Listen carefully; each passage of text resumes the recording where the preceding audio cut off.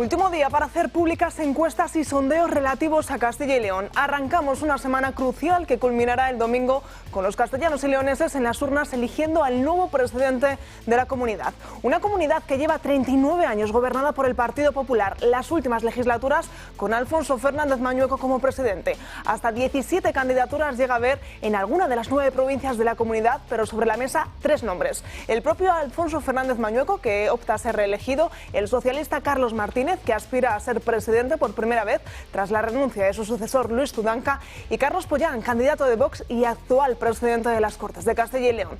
Partidos minoritarios como UPL, Soria Ya o Por Ávila podrían ser la llave a nuevos pactos. Una llave que en 2019 tuvo Ciudadanos. Por aquel entonces, en esas elecciones, el Partido Socialista conseguiría ganarlas, pero el Partido Naranja formaría gobierno con el Partido Popular, quitando a los socialistas una victoria histórica. Ahora, y con los últimos sondeos en mano, la situación pinta muy diferente. De cumplirse lo previsto y seguir los mismos patrones que en Extremadura o en Aragón, el Partido Popular ganaría, aunque eso sí, apenas vería ampliada su representación en número de procuradores. El Partido Socialista, a diferencia de las otras comunidades, descendería, pero su caída no sería tan fuerte, incluso algunas encuestas le estarían dando los mismos representantes en las Cortes. Pero Vox sí que sería el gran ganador y volvería a ser imprescindible para que los populares siguieran en el poder. Los de Santiago Abascal, en este caso los de Carlos Pollán, podrían aglutinar hasta el 20% de los votos. Los más optimistas hablarían de hasta un sorpaso a los socialistas, aunque según se acerca el día, ese hecho comienza a diluirse. Un Vox que en Castilla y León y hace 4 años entró por primera vez en un ejecutivo autonómico, por aquel entonces con García Gallardo a la cabeza, siendo vicepresidente y 3 consejeros más. Un hecho que no sería más que el inicio del camino de Vox en otro puñado más de comunidades. Por aquel entonces la relación entre Partido Popular y Vox estaba más llana, sin tantas astillas, quizá por la novatada de Vox. Pero este 15 de marzo la situación es mucho más compleja. En el verano de 2024, Vox decidió salir del gobierno de Castilla y León por la falta de acuerdos, por la inacción de Alfonso Fernández Mañueco a la hora de cumplir el programa pactado y por unas rencillas internas que hacían imposible la viabilidad de ese gobierno. Hoy, a ese pasado reciente se suma que a nivel nacional la relación entre Vox y Partido Popular no pasa por el mejor momento y que en los últimos 2 comicios autonómicos, Aragón y Extremadura, están obligados a entenderse para formar gobierno, y en esta última están más cerca de una repetición electoral que de un acuerdo entre Guardiola y Fernández. Habrá que esperar el domingo a partir de las 8 de la tarde para que todas estas cábalas comiencen a traducirse en datos reales, unos números que están en la mano de un electorado que tendrá el poder de cambiar o no la situación de la comunidad más grande de extensión, pero que año a año sufre una sangría de pérdida de población, que sale fuera en busca de las carencias que la comunidad no sabe suplir.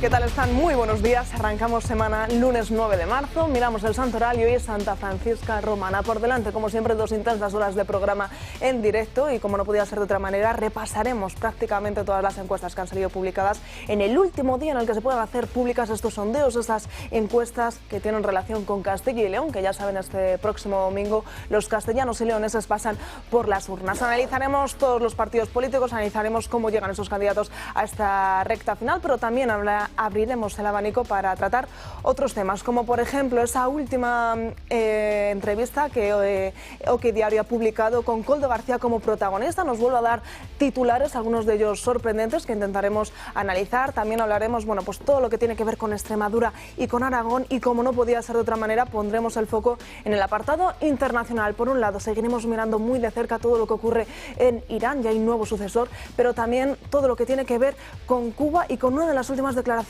de Donald Trump. Antes, como siempre, toca presentar a las personas que me acompañan hoy aquí, y yo soy María Francas, vuelve a estar con nosotros. ¿Qué tal? Muy buenos días, ¿cómo estás? Bien, sorprendido, pero... y diré por qué, porque ayer fue día 8 de marzo, Día Internacional de la Mujer, y entonces yo, como no soy mujer y tal, no fui a ninguna manifestación.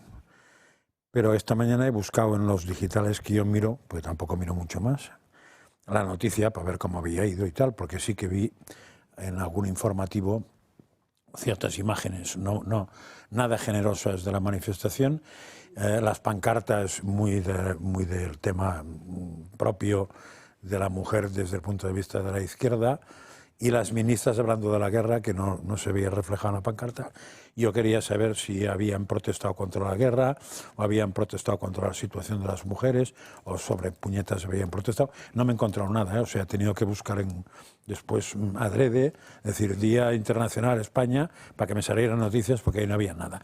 Pero sí que me ha chocado una cosa que me pareció muy interesante, que es un informe, un índice global del Instituto de la Mujer, Paz y Seguridad de la Universidad de Georgetown, que mide el bienestar de las mujeres en términos de inclusión, justicia y seguridad.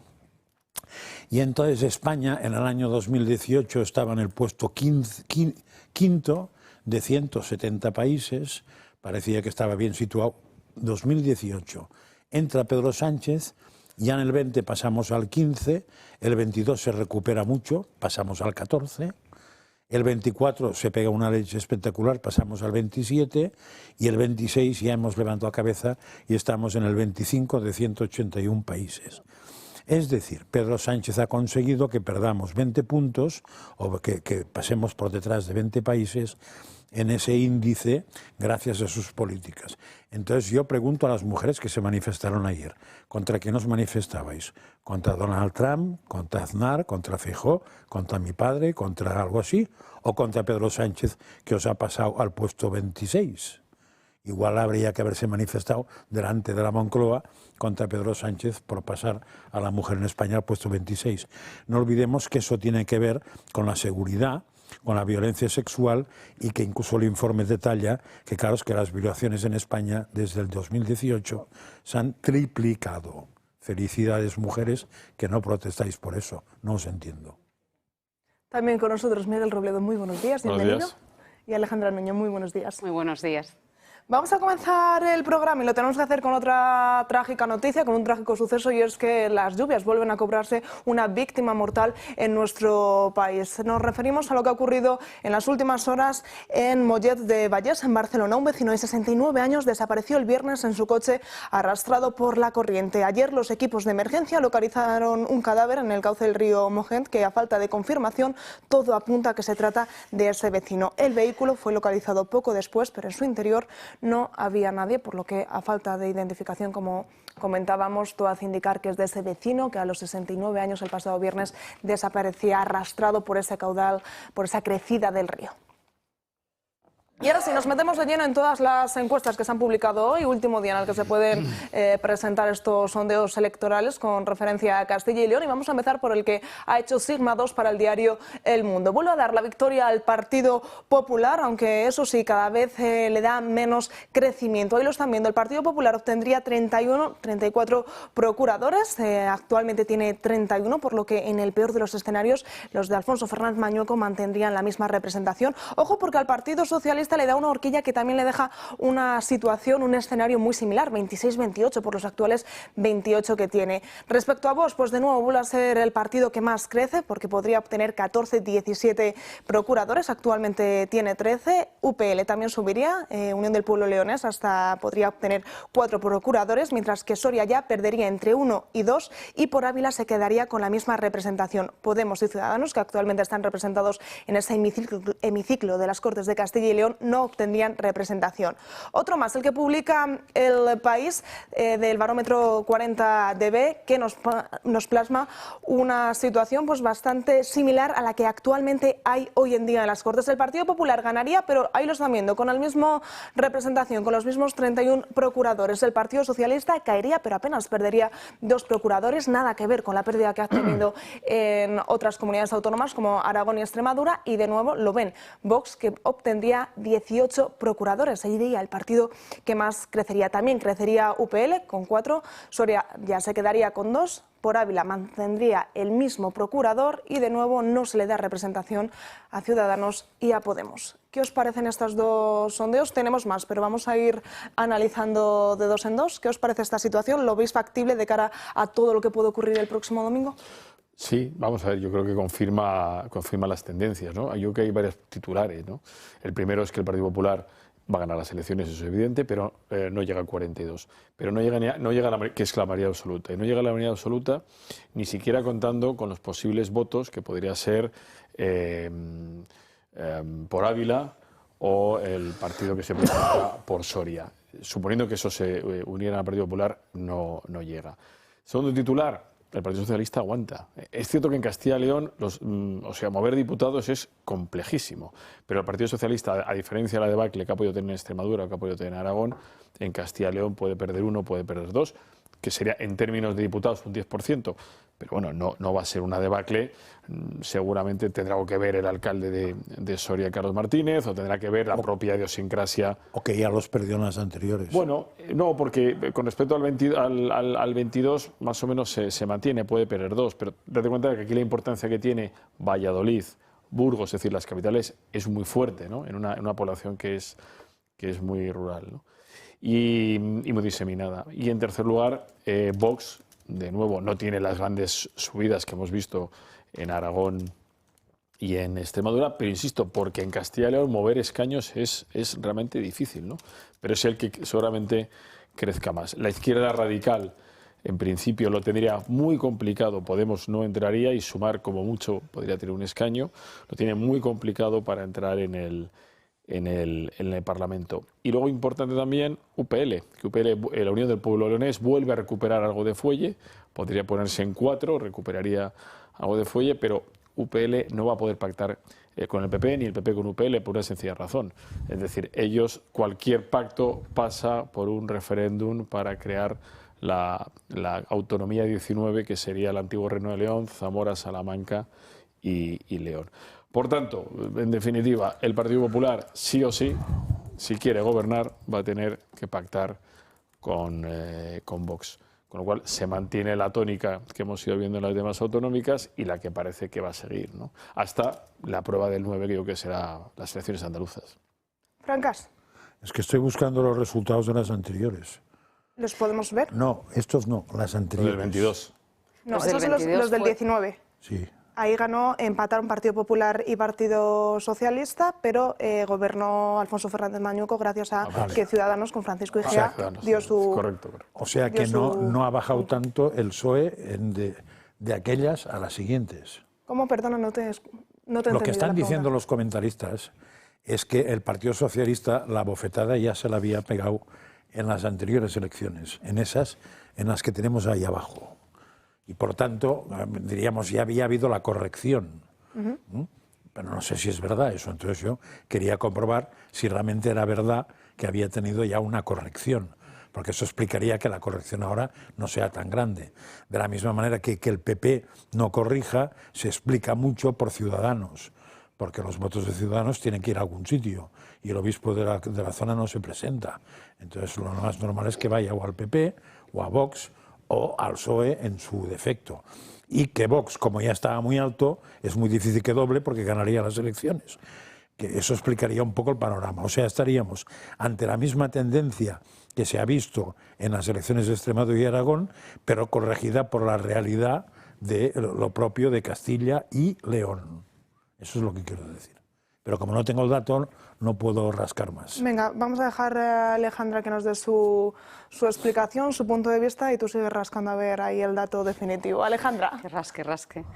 Bueno, a ver, a mí me llama mucho la atención cuando vemos la prensa hoy, ¿no? Los medios más afines al Partido Popular, que precisamente hablan como de ese frenazo o de esa subida contenida, cuando en realidad lo que estamos viendo hoy en las encuestas es que estamos rozando el 20%. Esto ya superaría los 13 procuradores que tuvimos en el 2022.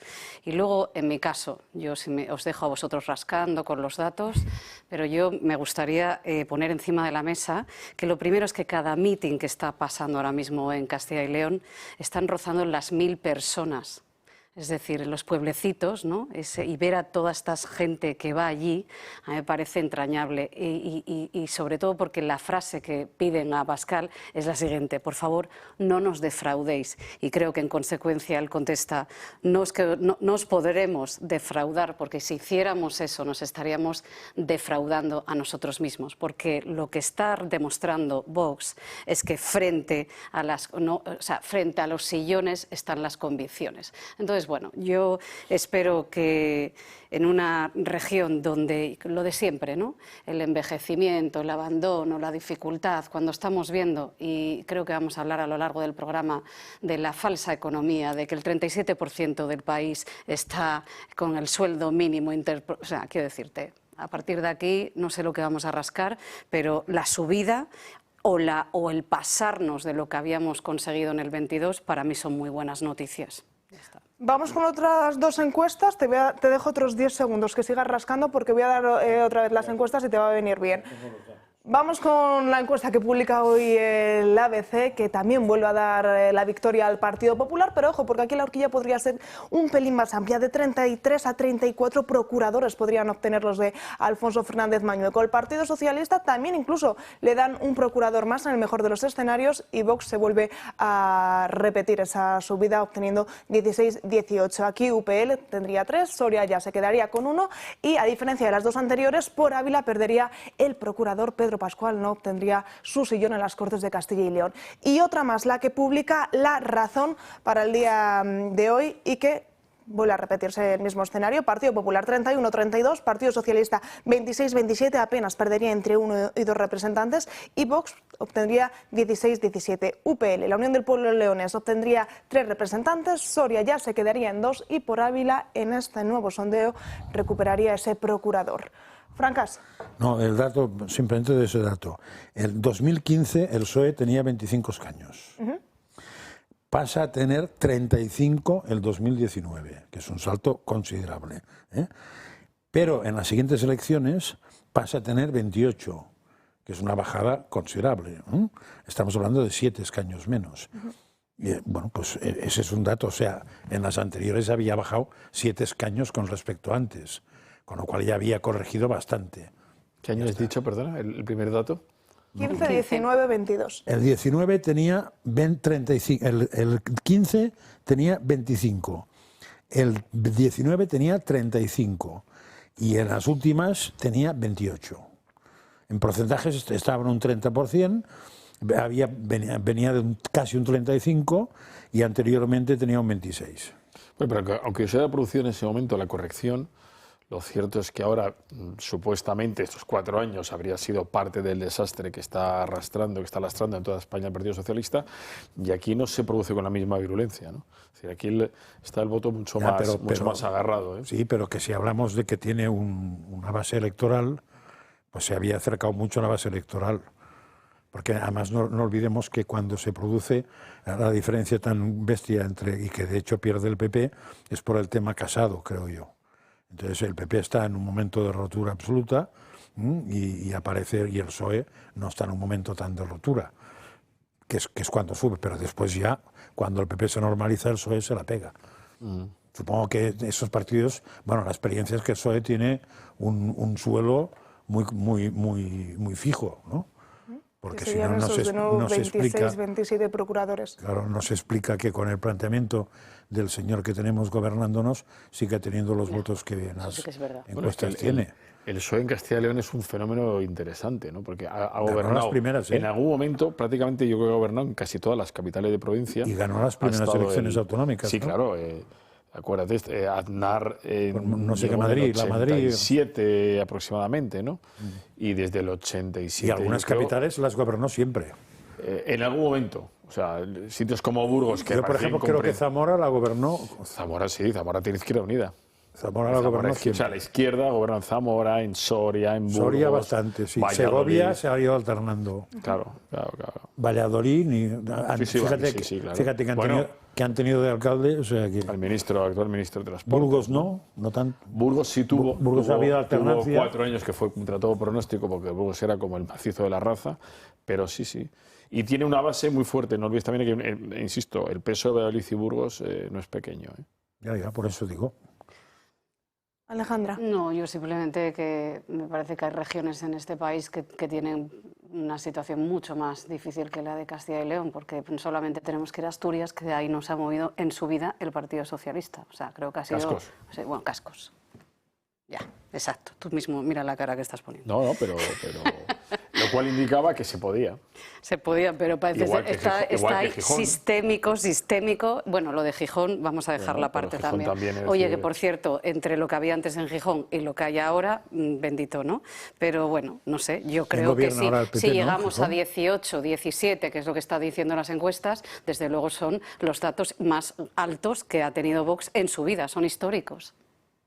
Entonces, bueno, que si eso, a pesar de los bloqueos y lo complejo que tenemos, que Dios quiera que seamos capaces de negociar, que sirva para algo, porque aquí lo que se trata es de que esa fuerza que está ganando Vox es que verdaderamente haga que el Partido Popular pueda empezar a ejecutar cambios reales, en este caso en Castilla y León. Eso es lo que queremos todos y no tener una política completamente bloqueada. Estas elecciones, una vez que se celebren, ¿servirán para desbloquear los otros dos escenarios que tenemos ahí en stand-by, tanto Aragón como Extremadura? Bueno, yo creo que son, cada uno es un mundo, ¿no? Yo creo que en Aragón llegarán a un acuerdo, pero yo creo que el enquiste que se produce en Extremadura tiene que ver también con las propias actitudes personales, ¿no? Especialmente de la presidenta, de la actual presidenta, que siempre ha querido manifestarse, no oculta en ningún momento que ella es un verso suelto y que está en contra. Ahora estamos viendo que desde que ha intervenido Génova, desde que ha intervenido la cabeza del Partido Popular, está todo mucho más sosegado, pero, en fin, el otro día las lágrimas de la presidenta después de perder la segunda votación, pues chica, es que en política hay que medir muy bien las palabras, hay que medir muy bien los gestos y sobre todo cuando depende de otros para gobernar. Entonces, vamos a ver, ¿no? Y en política y en la vida, o sea, es que ha tenido una actitud completamente infantil y luego ha tenido una actitud completamente soberbia. Y si algo nos sobra ahora mismo es la soberbia.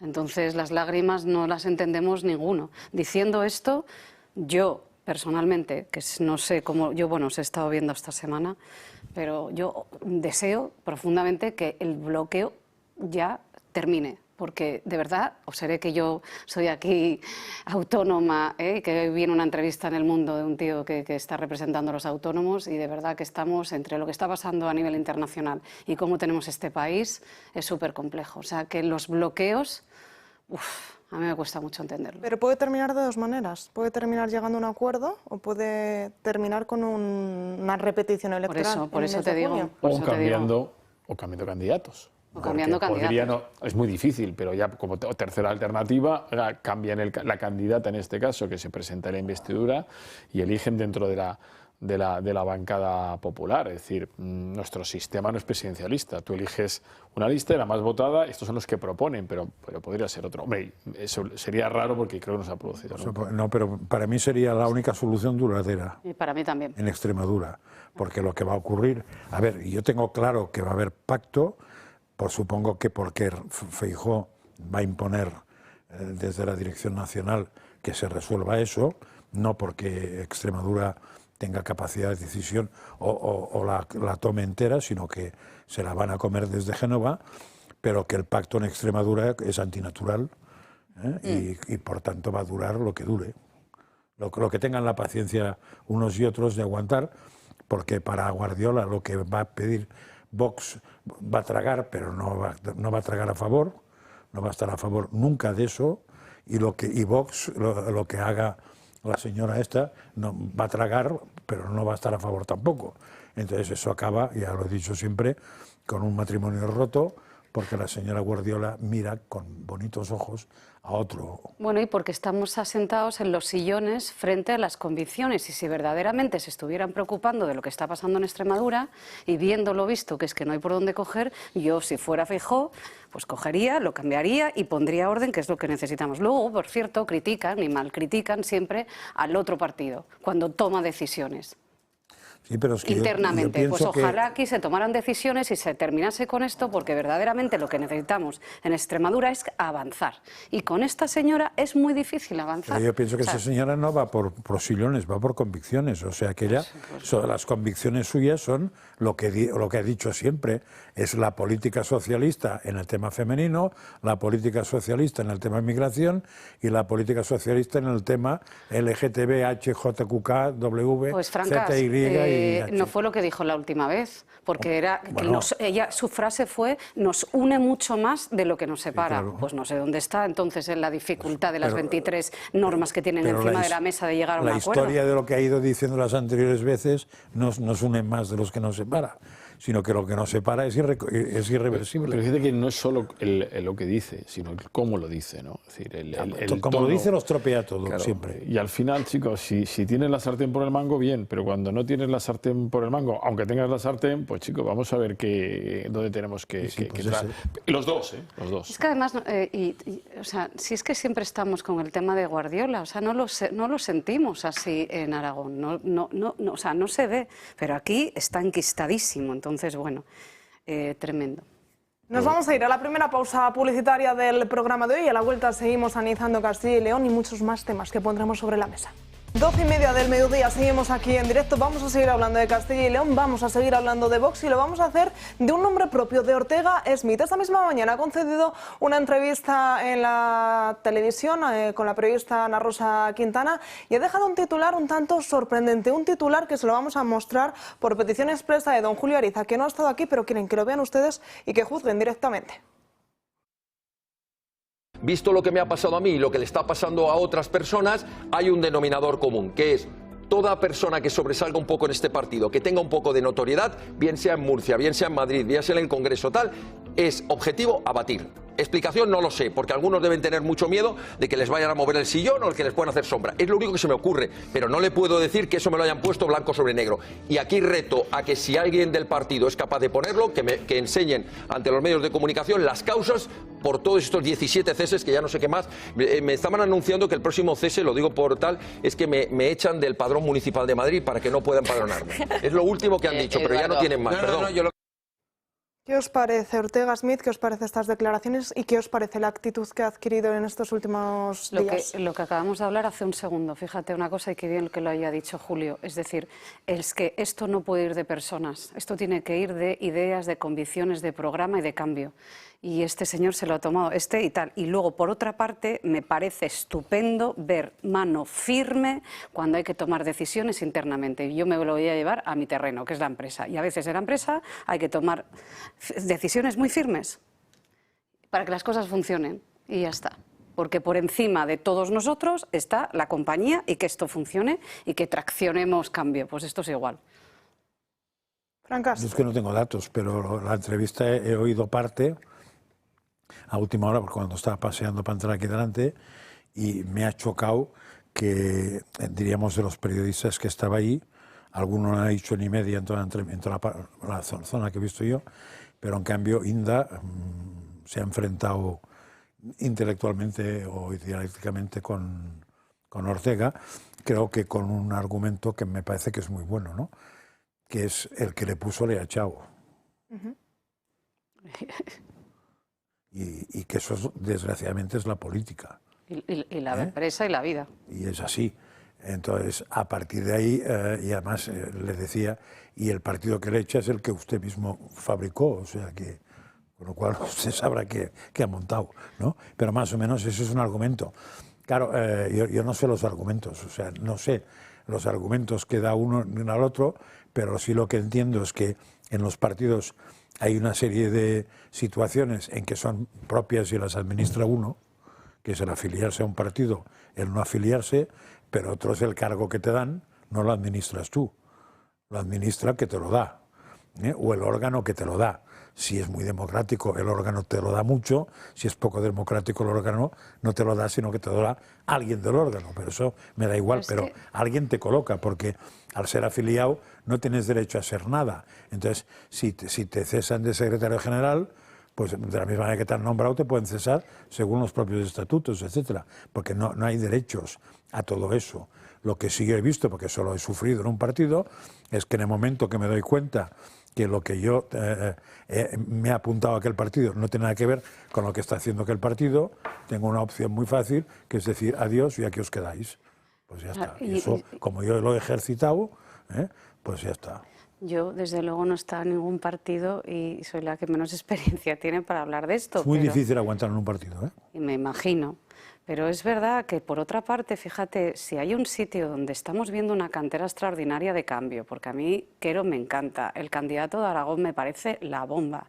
Es decir, que tiene el tío, 3 carreras, súper preparado, escribiendo libros desde los 18 años, en fin, pues es que a lo mejor, igual que el liderazgo tiene que cambiar, igual que los propios programas tienen que cambiar e ir acompañando y acompasando los cambios que se necesitan, pues es que pues a lo mejor no te gusta, pero pues lo que está diciendo él, te coges y te vas y se acabó, porque aquí no funcionas más. Y luego, por cierto, hoy también estuvo otra persona en otro programa esta mañana y la conversación es completamente diferente. Y ahí vemos a Alejo, que da gusto, ¿no? Y que su actitud es estupenda. O sea, que no sé por qué esta inquina con el no aceptar que tiene que haber cambios. Y si no te gusta lo que dice él, pues coges y te vas y ya está.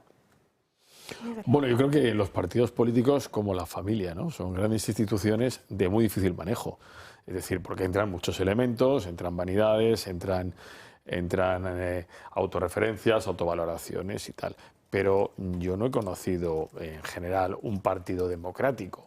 Los partidos democráticos, entre comillas, lo que estoy diciendo, pues al final acaban en asambleas ingobernables. Y al final los partidos con líderes fuertes, con liderazgos fuertes, son los que ponen orden. Yo recuerdo perfectamente cuando en el 89 llega el equipo de Aznar, que venían, acordados, del manchismo, ¿no? De Hernández Mancha, y allí, vamos, se empezaron a fusilar, en fin... Había 20 vicepresidentes, en términos figurativos, a una serie de personas, porque al final tú no puedes tener un gallinero armado, porque al final tienes, de cara al votante, tienes que tener las ideas muy claras, y esto de las corrientes, que es muy típico en los partidos, en el PSOE, la corriente tal, mira, las corrientes lo único que crean son confusión y follones. Esto quiere decir, como estoy contigo, oiga, no tenemos todas las claves, pero esto es como un entrenador de baloncesto. Mira el caso de Antelo, ¿no? El entrenador en un momento dado dice, oye, tío, ahora siéntate en el banquillo, ahora sal, y tú te puedes cabrear más o menos. Puede ser Vinicius, acordaros cuando a Xabi Alonso le monta un lío, y dices, oiga, tío, tienes que entender que tienes que sentarte para que pueda salir otro, porque el partido requiere esto o lo otro, ¿no? Entonces, claro... que si no pinta nada al entrenador. Y luego hay una cosa curiosa, ¿no? Que es que lo que le llama la atención es que Ortega Smith, que yo creo que es un buen activo político, pero que los mismos que estaban diciendo que Ortega Smith era tal cual, no sé qué, no sé cuántos, ahora le abren las puertas de sus casas mediáticas de par en par para que pegue la rajada, ¿no? Y no digo esta entrevista, digo en general, ¿no? Oiga, antes era un poco más o menos que un tipo casi dictatorial y de mucho carácter, y ahora vamos a darle espacio para que ponga a parir a sus antiguos compañeros. Bueno, eso te lo hacen siempre todos los políticos. Eso los medios, cuando tú, diríamos, rompes públicamente con un partido, tienes una semana o 15 días en que eres la estrella, pero son una semana o 15 días, ¿eh? Al cabo de una semana o 15 días pasas a no existir. Pero la primera semana o los 15 días sí, porque se trata de ver hasta qué punto perforas la organización con tus declaraciones. Pero eso ha pasado en todos.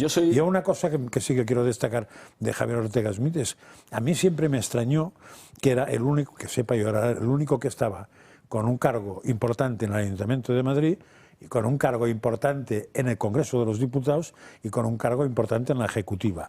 El tercero no me parece anormal, porque la Ejecutiva algún cargo de representación tienen que tener.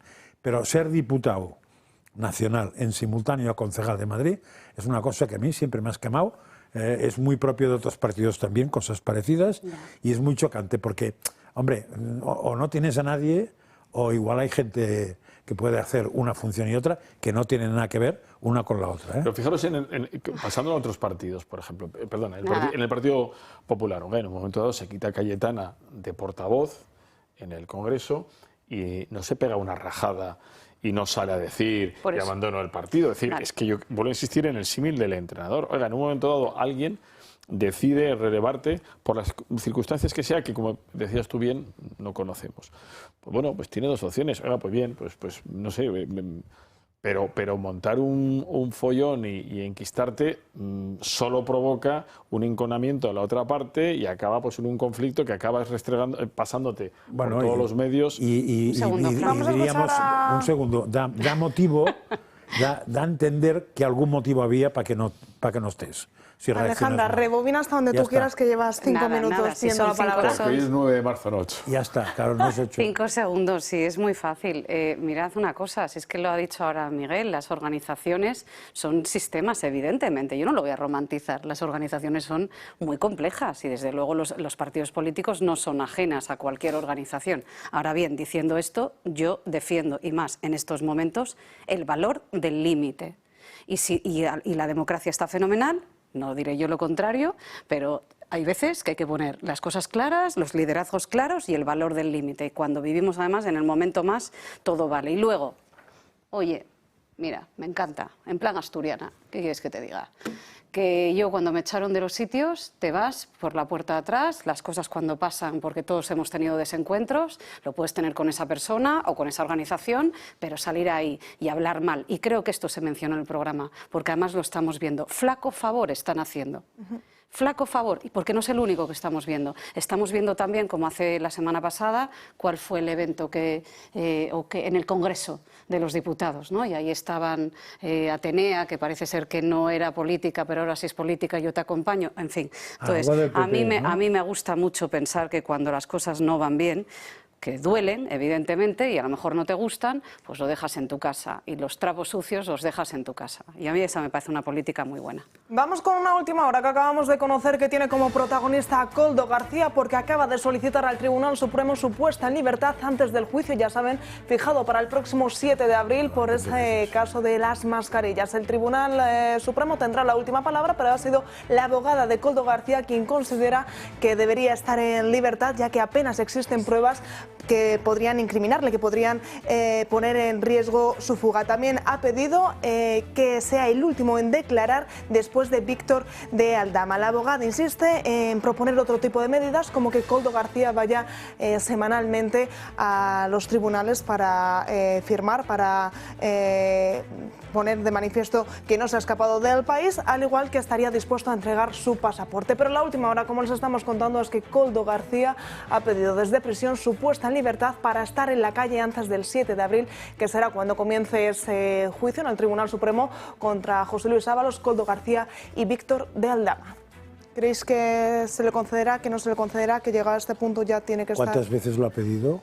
Pues prácticamente cada 15 días. Claro, porque me parece que es bastante absurdo ese planteamiento de ir pidiendo lo mismo cada vez, y la libertad condicional, y que no sé qué, y que no tengo nada que ver con el mundo jurídico, pero me chocan esa repetición de peticiones que se deniegan. Sobre todo después de las declaraciones que estamos viendo hoy en los medios sobre las fiestas, los desfases, las historias nuevamente, que es como, madre mía. Sí, porque en cada declaración añade un delito. Bueno, vamos a ver, aquí hay dos campos, ¿no? Uno es el legal y su defensa, que lo puede pedir tantas veces como él considere, porque considera. Pero, joder, pero por otro lado, analizamos el personaje, que es seguramente de los tres el menos fiable, en el sentido, no es que estamos hablando de gente que no es que sea ni fiable ni no fiable, pero este es el que ha fabulado más y que luego no ha tenido soporte, porque todavía Aldama ha habido cosas en las que luego pues, ha habido un soporte y se han cumplido o eran como él decía, ¿no? Incluso Ábalos, que ha cambiado las versiones en casi todo varias veces. Pero bueno, no sé, este personaje, ¿por qué? Yo quiero declarar el último, después de Aldama, pero bueno, eso luego decirá el juez, ¿no? Pero entiendo, él tiene todo el derecho dentro de su defensa jurídica, evidentemente, a lo considere. Pero creo que esto es parte de la melee que hay. Hoy, de nuevo, parte de los vídeos que hay de Koldo están hechos hace 3 meses. Antes de entrar en la cárcel. 3 meses creo que lleva, no sé. La semana antes de entrar en la cárcel. Pues venga, vamos a escuchar precisamente una nueva entrega de Koldo García para el diario OK Diario, en el que tiene dos protagonistas. Por un lado, al exdiputado socialista Felipe Sicilia, y le relaciona directamente con la cocaína. Escuchen. En época de pandemia, Exactamente. pues hubo una pequeña fiesta a la cual, pues bueno, creo que se subió de tono y se desmadró un poco, hasta el punto de que tuvo que intervenir los cuerpos y fuerzas de seguridad del Estado.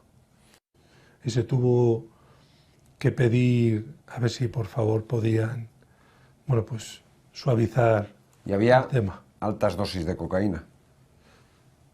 No lo vi porque no estaba, pero sí, al parecer sí. No, yo sé que estaba el señor Sicilia, eso sí lo sé. ¿Y qué se hizo con ese atestado? No sé, creo que no existe. Yo creo que alguien comentó que a ver si podía ser que ese atestado, que era algo leve, algo sencillo, pues... Bueno, hombre, una fiesta en pandemia, ilegal, con altas dosis de cocaína de por medio, no es algo suave, no es una cosa menor. Y menos un diputado en ejercicio. Bueno, es la expresión que utilizaban ellos. Se eliminó el atestado. Al parecer desapareció. Entre los titulares, Sánchez ordenó hacer desaparecer el atestado policial. Es que yo creo, yo no estaba, me han contado, claro, qué es de verdad y qué no es de verdad. Para mí la cuestión de todas estas declaraciones, de todos estos vídeos, de todas estas afirmaciones académicas es, pero chico, es que no acabas de entender qué es lo que están buscando, ¿no? Porque la pelea de estos 3 personas, como el resto de personas que están encausados en casos de posible corrupción, es que es judicial, no es mediático. Es decir, no, lanzar mensajes para que lo escuchen y para que sepan y me ayuden y tal, pero ¿tú crees que al juez que te va a juzgar en la Audiencia Nacional o en el Supremo, donde estén los casos, de verdad que lo que digas en un medio le va a impactar? O sea, yo es que creo, si os dais cuenta que todas las exhibiciones que ha habido de estos personajes han jugado contra ellos. O sea, acordaros de la rueda de prensa de Leire.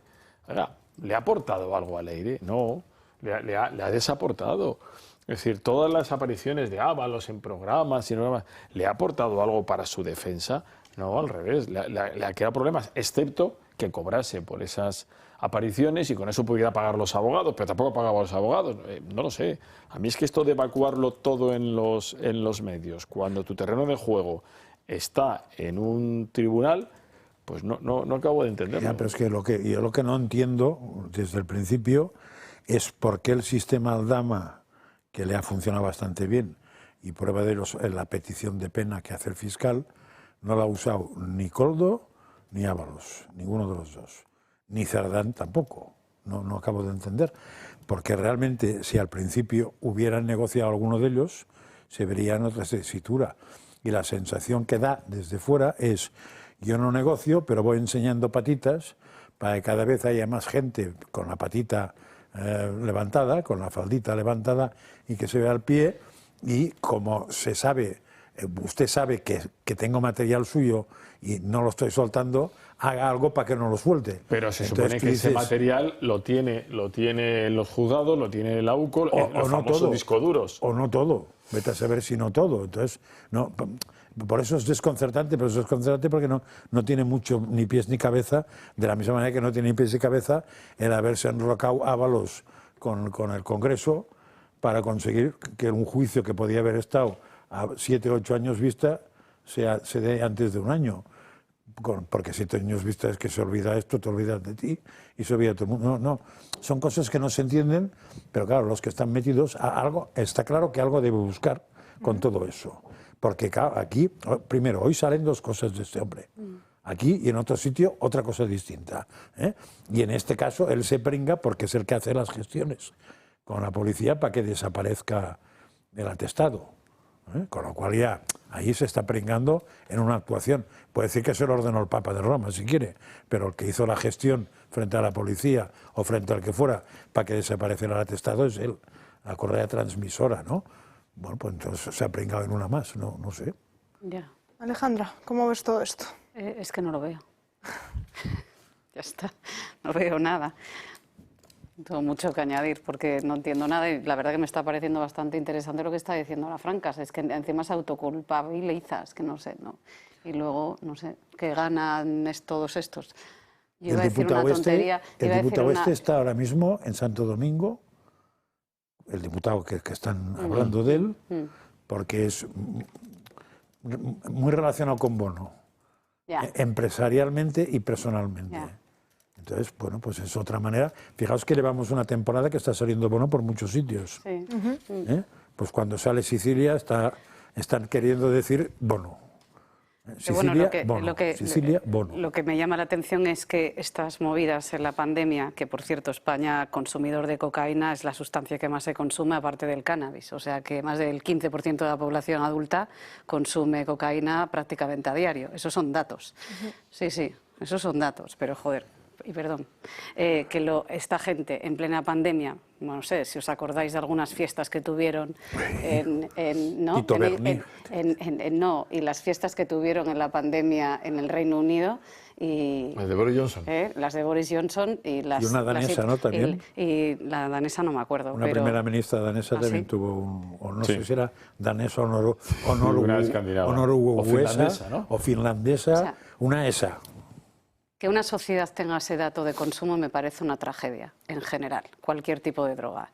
Que lo hagan los políticos y más en aquel momento, igual que el caso mascarillas, me parece todavía peor, porque ya no solamente tienen que ser un formato de conducta moral y ética para el resto de nosotros, sino cuando había cientos de ciudadanos que no podían despedirse ni siquiera de sus familiares, que estuviera pasando esto, es inaudito. Y que esto encima lo encargue un presidente a no sé qué tío que se llama Coldo, o sea, quiero decir, es terrible.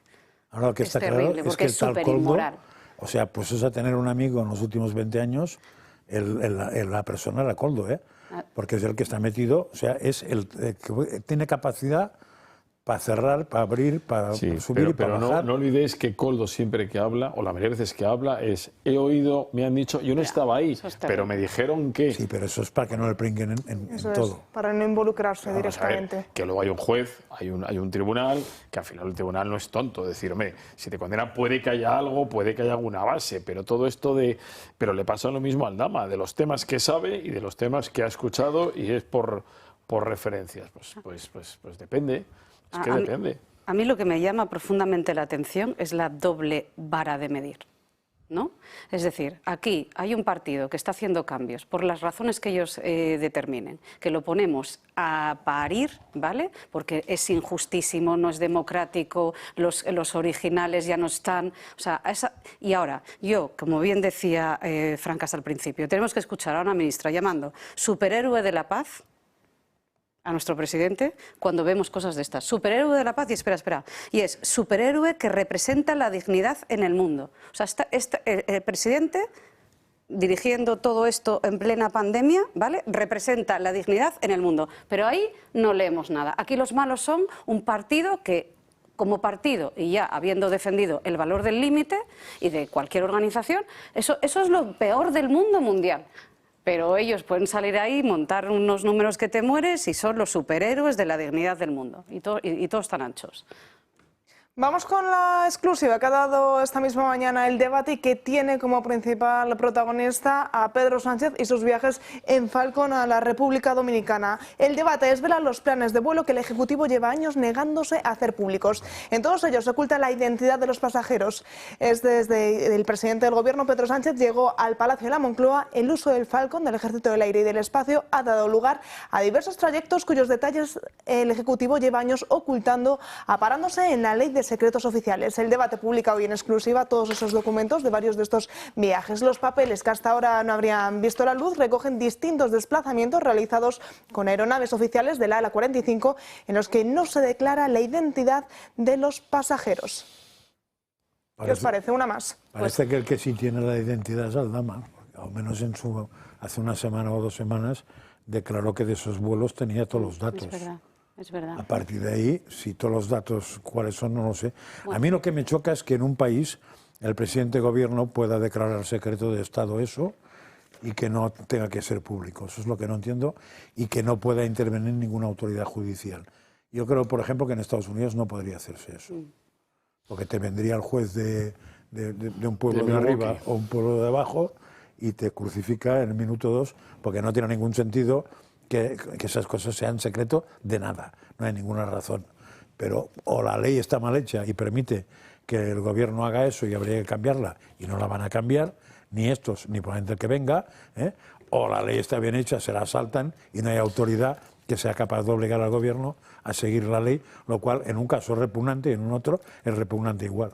O sea, si lo que es inaudito es que en la Comisión de Secretos Oficiales, o que no haya una comisión en el Congreso de Diputados donde se pueda informar de quiénes eran y la explicación de los vuelos. A mí me parece que puede ser confidencial, pues a lo mejor sí, porque no sabemos quiénes eran las personas que iban ahí o qué interés había o dejado de haber. Pero vale, vamos a aceptar esa primera premisa, que ya es muy discutible aceptarla.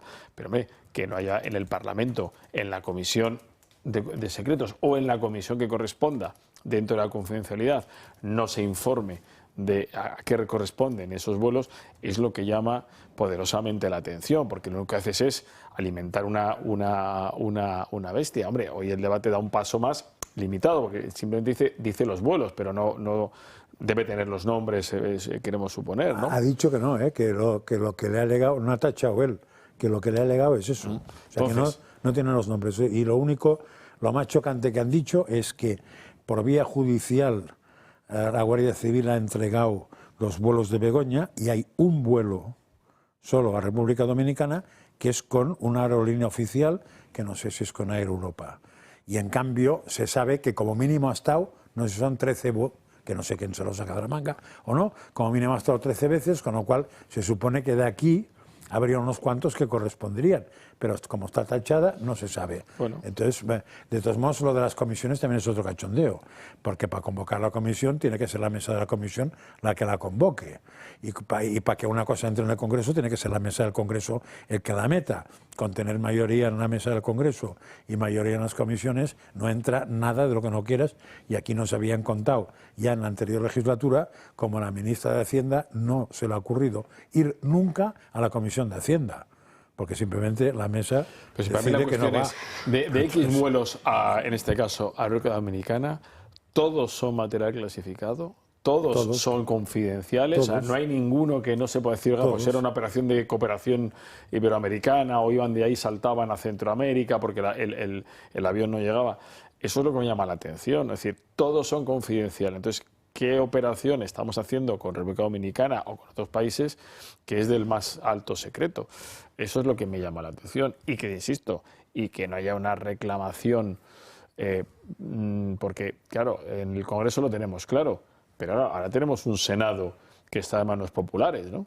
Pues podía reclamar los Senados. Puede que algo haya y se podía encontrar con la sorpresa de que le dijeran que no y tuviera un problema, o que lo mandaran. Eso sí que tienes toda la razón, que se ha empezado a usar muy al final el Senado. A mí en la era de la transparencia digital, cuando tenemos la mejor empresa de este país, que se llama Hacienda, que no pasa 0,5 céntimos de descompensación entre un año y otro, me llama mucho la atención que solo funcione para un lado de la población y el resto parece ser, ¿no?, que un avión presidencial que carece de agenda oficial, que creo que en algún momento, no sé si se fueron a ver un concierto, por cierto, estupendos, yo los recomiendo también, porque Muse son mucho Muse, y aquí paz y después gloria, tienen un chiringuito montado y si os dais cuenta, pues estamos en diferentes tramas, pero hablando todo de lo mismo.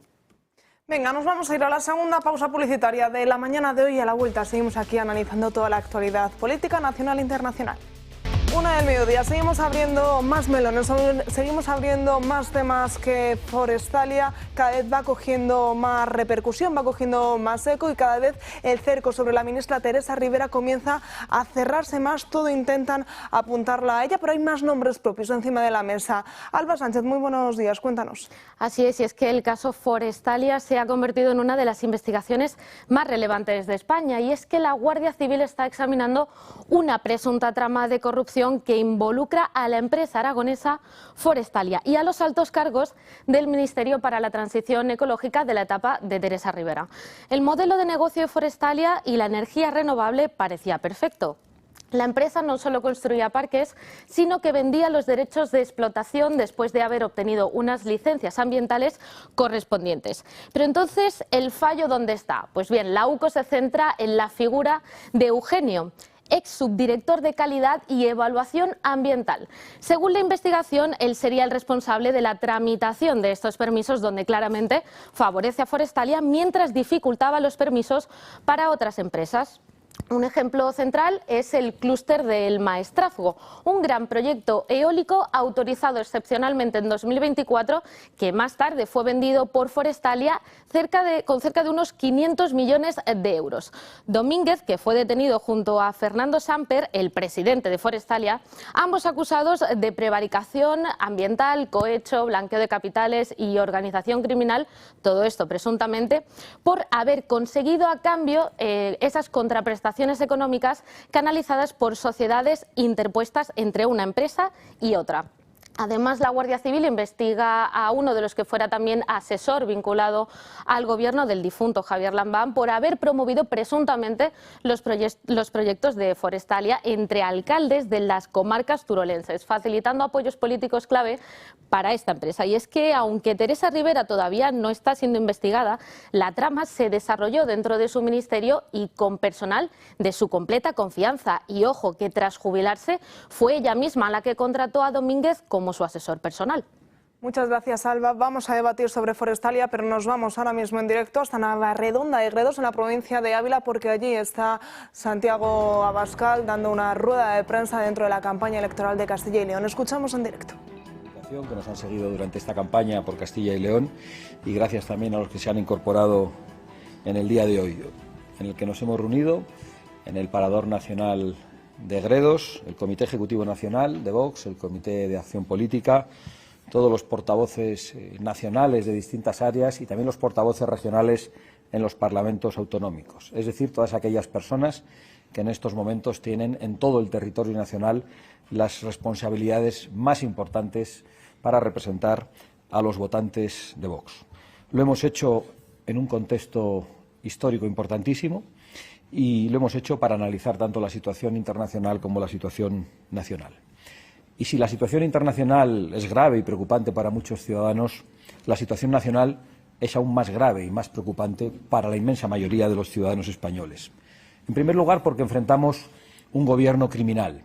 Y me atrevo a utilizar estas palabras, que a algunos les parecerán gruesas, precisamente por el crimen de Adamuz, que junto a otros muchos crímenes y fechorías perpetradas por este gobierno nos permiten llamarlo de esta manera y hacerlo con toda contundencia.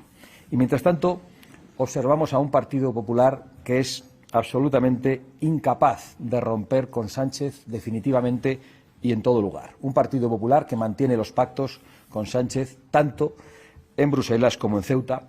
Un Partido Popular que ha pactado con Sánchez durante toda esta legislatura el reparto de todo tipo de instituciones, y un Partido Popular incapaz de presentar una moción de censura contra el peor gobierno de nuestra historia, contra un gobierno secuestrado por una estructura mafiosa y presidida por un capo que se ha trincherado en el búnker de la Moncloa para defender exclusivamente intereses personales. Es evidente que ese pacto de poder entre el Partido Popular y el Partido Socialista es el que mueve durante todas estas semanas y muy especialmente durante estos procesos electorales el ataque permanente contra Vox, a través de mentiras en las que no cesan e insinuaciones de todo tipo, incluido de corrupción. Y eso lo dicen precisamente las dos fuerzas políticas que afrontan gravísimos juicios porque han perpetrado las peores corrupciones y han creado estructuras de corrupción durante muchas décadas. Vox no tiene ni un solo caso de corrupción en los tribunales. Vox es un partido que no está investigado por ningún tipo de corrupción y que, en cambio, recibe el ataque de todos aquellos que deberían callar. ¿Y por qué? Porque Sánchez es solo ya un aprendiz de tirano que es capaz de utilizar cualquier cosa para desviar la atención, desde abrazarse a una guerra hasta disfrazarse de pacifista, hasta oponerse a una guerra y a la vez mandar una fragata, y será capaz de ir allí y montarse en esa misma fragata en cualquier momento.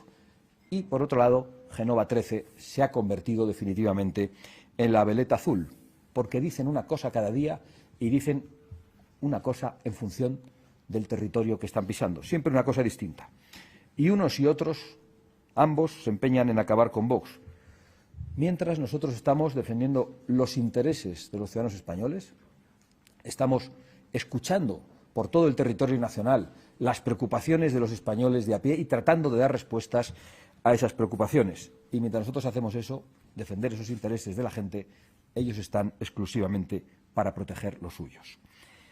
¿Por qué? Porque son incapaces de debatir con nosotros sobre los problemas reales de las políticas que ellos han aprobado desde hace décadas y que han impulsado desde Bruselas, de las políticas migratorias, que son ya una invasión migratoria y en este caso con una vuelta de tuerca del capo Pedro Sánchez, hasta las políticas fiscales, las políticas de gasto público, las políticas verdes del fanatismo climático que arruinan al campo y a la industria y, por supuesto, las políticas de género.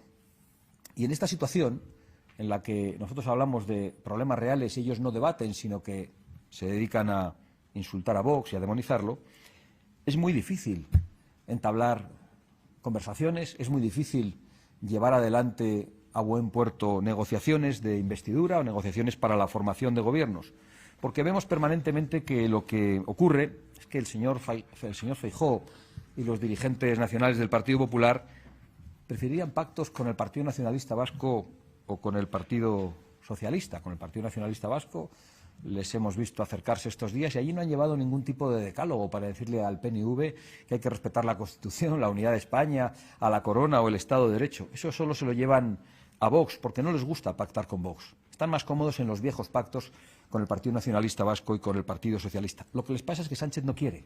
Sánchez no quiere facilitar investiduras. Sánchez en este momento no quiere ese tipo de pactos.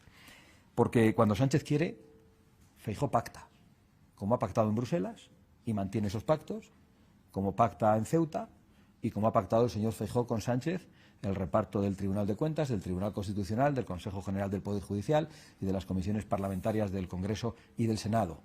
Y otra forma de pactar es acudir a las convocatorias de Sánchez. Cuando el señor Sánchez toca el silbato y dice que a Moncloa, el señor Feijóo dice que sí hay que ir porque él respeta a la presidencia del Gobierno. Después de este maratón de elecciones, que concluirá con un pequeño descanso hasta que se inicien las andaluzas, pero que concluirá este domingo con las elecciones extremeñas de Aragón y de Castilla y León, podemos concluir que el señor Feijóo ha cometido un grave error, impidiendo que se llegasen a acuerdos con Vox, tanto en Aragón como en Extremadura, que fuesen parecidos a los acuerdos que habíamos alcanzado con el Partido Popular de la Comunidad Valenciana y que permitieron la aprobación de los presupuestos y que no se convocasen unas elecciones. Han sido un gravísimo error porque Aragón y Extremadura han hablado con claridad y han dicho que quieren el doble de Vox. Y si el PP convocó esas elecciones para no aceptar las exigencias de Vox y los extremeños y los aragoneses han dicho que quieren el doble de exigencias, pues nosotros vamos a ser el doble de exigentes.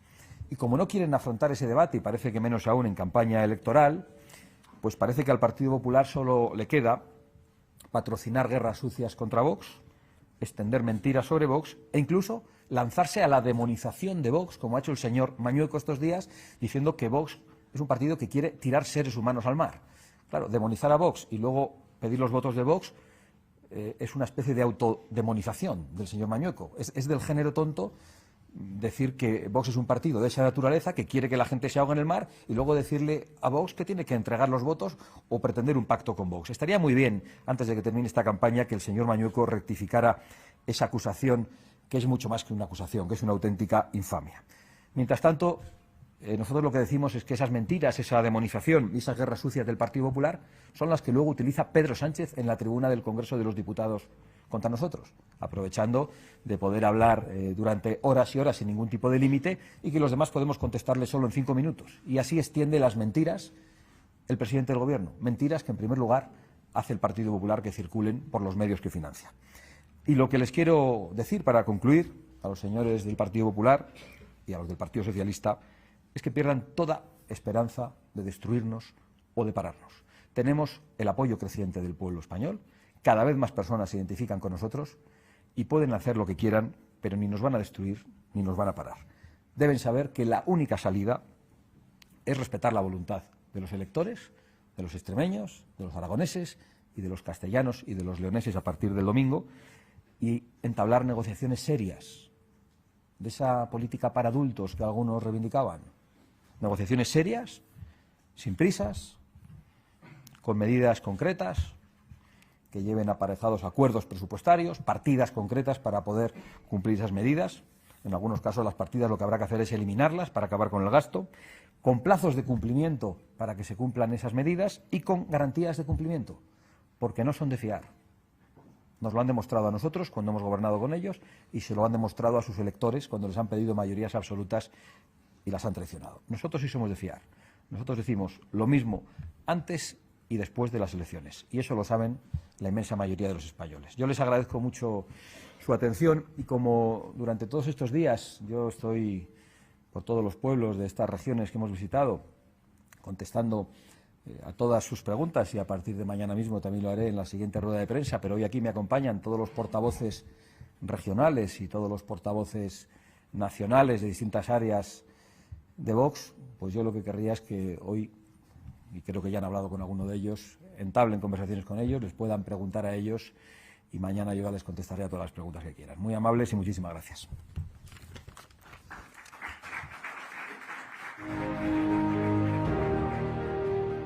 Pues ahí escuchábamos a Santiago Abascal, presidente de Vox, en esa rueda de prensa que ha hecho desde Navarredonda de Gredos, en la provincia de Ávila, dentro de ese contexto de las elecciones autonómicas del 15 de marzo en Castilla y León. Atacaba directamente a Pedro Sánchez, al Partido Socialista Nacional, pero también al Partido Popular Autonómico, y decía esas palabras en referencia a Alfonso Fernández Mañueco, que no ha hecho más que atacar al propio Vox en esta campaña electoral, en esta semana de campaña electoral que llevamos. Antes de adentrarnos de nuevo con todo lo que tiene que ver con Vox, habíamos dejado otro tema a medias. Alba Sánchez nos había explicado esa última hora que tenía que ver, que estaba relacionado con Forestalia. ¿Qué sabemos hasta ahora, Miguel? Decíamos, apunta directamente a Teresa Rivera. Son varios los vínculos que podrían poner en entredicho la legalidad de los últimos hechos de la exministra. Bueno, yo prefiero en esto siempre irme a lo que digan los tribunales, ¿no? Pero lo que sí es cierto es que los negocios que hay en torno, o toda la sombra que hay en torno a las licencias, de nuevo hay que ir al fondo de la cuestión, ¿no? El fondo de la cuestión son unas administraciones que tienen pocos mecanismos de control, un exceso de burocracia, y eso al final acaba produciendo unos velos de sombra donde se aprovechan tanto los funcionarios como empresarios más o menos desalmados, ¿no? Es decir, Forestalia es un caso más que tiene que ver con una administración que yo sigo sin entender por qué no adopta los mismos controles que adoptan las empresas, y en muchos casos las grandes empresas, porque cualquier organismo de la administración es casi, vamos, una multinacional en cuanto a número de personas, de recursos, incluso de presupuestos, ¿no? Yo creo que el tema de fondo es ese, ¿no? Es decir, ¿qué sistema tenemos de la administración que provoca, propicia y produce este tipo de operaciones? Que por lo que pasamos de Forestalia, aquí el negocio lo que estaba era en la obtención de las licencias, que luego se las revendías a un tercero que era el que construía. Y tú, por hacer esa gestión, por conseguirlas, unas licencias que lo que estabas consiguiendo era que el impacto medioambiental fuera favorable a esa licencia, que a lo mejor hubiera conseguido de otra manera, o no lo sabemos. Pero lo cierto es que hay que hacerse mirar, por un lado, la parte de los empresarios y los políticos, porque la opacidad hace que los políticos tengan mucho más peso, por una razón, porque cuando se politizan todos los resquicios del Estado, de las empresas públicas, de la judicatura, de los colegios profesionales, de todo, pues al final, claro, ¿vas a poner a los mejores? Pues difícilmente. Y a los que pones te deben, en fin, un favor porque les has dado una manera de vida, pues claro. Entonces yo creo que hay que ver las dos cosas, ¿no? Más allá de quién es el responsable, que por supuesto se lucirá y seguramente los tribunales son los encargados. Pero el tema es, ¿qué sistema tenemos en el que al final, para conseguir una licencia, tienes que acabar untando a alguien o haciéndole partícipe porque te lo facilite y tal, ¿no? Junto con unos empresarios con pocos escrúpulos, ¿no? Y a eso lo metes en la coctelera de la politización y te sale por lo que tenemos, que cada día hay un circo. Me parece que es tú has dicho la opacidad, pero también es la subjetividad de las cosas, porque sí es evidente que para poner un parque eólico tiene que reunir un territorio de X condiciones, y no da pie a la subjetividad, pues el que la reúne lo puede poner y el que no la reúne no lo puede poner. El problema está en cuando alguna persona, la que sea, una autoridad política o técnica, tiene capacidad de decidir quién la pone, reuniendo todas las condiciones, que este sí y este no. Os recuerdo simplemente que Aragón con ese tema ya tiene problemas de hace años. No sé si os suena La Muela. Famosa alcaldesa. Pues La Muela ya tuvo. Y es de los primeros parques eólicos que se puso en España, La Muela. Y además os puedo asegurar, porque conocía gente de allí, que era el chollo, porque el señor que tenía un campito, un trozo de terreno, le colocaban esto y tenía una renta mensual por tener puesto ahí y tal, y el ayuntamiento nadaba en dinero, o sea, tanto así que les montaba viajes a la gente del pueblo de 1 semana y media o 2 semanas en República Dominicana y en sitios así, o sea, porque nadaba en dinero. Bueno, esa es otra también, claro, pero tampoco vas a abaratar porque no nadie gane, pero si fuera tan objetivo de que reunidas unas condiciones o no reunidas no la vas a tener nunca, pero si dejas mucho margen a la decisión de alguien, pues es como los pisos, esto, ¿no? Es decir, que faltan los mecanismos de control que tienen gran parte de las empresas privadas, que eso no quiere decir que no te los saltes, pero que por lo menos exista. Como mínimo te ponen pegas, claro, a que te los saltes, pero sobre todo la objetividad, no la subjetividad. Es decir, sí, y que no te solo lo del piso, que digo yo siempre, si a mí me toca un piso y me hacen un hombre porque me regalan una cosa que me sale por 1/4 de lo que le cuesta a un tío normal, hombre, yo soy capaz de mover hilos para que me lo den, Y si al final depende de un señor que es un teórico sorteo, pues el colocar una bola más o menos se ha hecho con algún campeonato de fútbol, o sea, imagínate con un piso. Alejandra. Bueno, que en general todo lo que tiene que ver con la fotovoltaica me parece una grandísima comedia. Yo esta mañana hablaba, cuando vimos la pauta que nos enviáis, y hablaba con un muy buen amigo mío y colaborador de la empresa que se llama Gonzalo Oliveiros, que es experto en energía nuclear, ingeniero de montes, y en definitiva te dice, pero mira, Alejandra, lo tenía aquí escrito, si es que en Villadongos del Páramo, León, se han cortado miles de encinas y robles para poner una central fotovoltaica al lado de un campo de golf. O sea que al final, y como decía ahora Francás, ya lo hemos visto en Aragón, ahora que tenemos y que acabamos de ver la rueda de prensa de Santiago Abascal con ese eslogan, ¿no?, de sentido común, pues en fin. Esto, y que luego, evidentemente, hay empresarios corruptos, siempre en todos los sitios se cuecen habas, pero también hay mucha gente. Yo tengo muy buenos clientes de la España profunda, como digo yo, de la siderurgia ahí, que además justo como política de empresa tenemos justo el no trabajar con nada de lo público, porque lo público es horroroso. Entonces, mira, preferimos trabajar a nivel privado, abrir mercados, ir fuera de España, abrir Latinoamérica y no tocar en ninguno de todos estos, porque a día de hoy pues es eso, lo de untar tal, pues no. Y hablo de empresas, en concreto pienso en uno de mis clientes que trabaja en infraestructuras, o sea que hay gente extremadamente, que no he dicho que tú lo hayas dicho lo contrario, Miguel, pero evidentemente, pero que hay mucha gente que está haciendo una gran labor y que precisamente como política corporativa no queremos trabajar con lo público ni olerles. Yo conozco mucho empresario que le pasa eso, que cuando ha tocado algo del sector público, ha dicho yo no pierdo más el tiempo, porque, primero por lo complicado que es, y segundo porque nunca sabes si te están poniendo pegas objetivas o te están poniendo pegas porque quieren un sobre.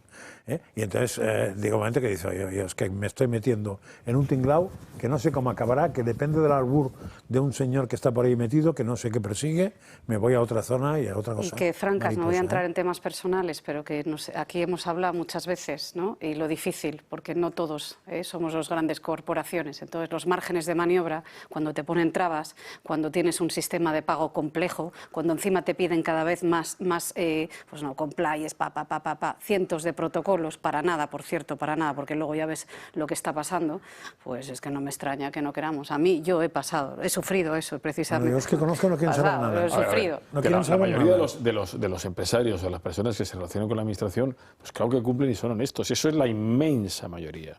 El problema con casos como estos, ¿sabes además cuáles son los colaterales? Pues que ese funcionario o esos funcionarios, es decir, se encastillan mucho más en la burocracia. Dicen que yo me voy a... Y entonces trasladan los expedientes a 6 meses, a 1 año y tal. Lo que no es normal, te pongo un caso, por ejemplo, de Madrid. Tú en Madrid, Madrid, que eso pasa, yo creo que en todos los ayuntamientos. Tú te compras imagínate, una parcelita pequeña y dices, voy a construirme una casita. Desde que tú la compras hasta que metas las máquinas, 2 años.